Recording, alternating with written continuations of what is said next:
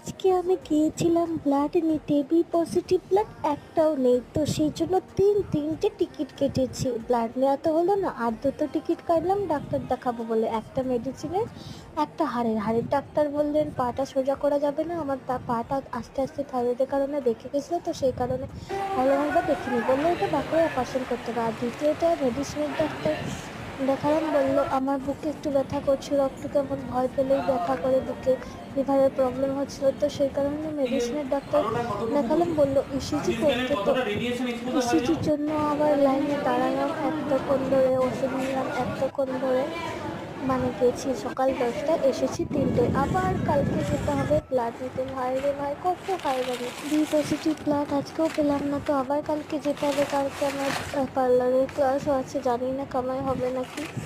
তো bye bye guys, আজকের পর্যন্ত এই ভিডিওটা এখানেই শেষ করছি। আর দেখো এত ওষুধ এনেছি,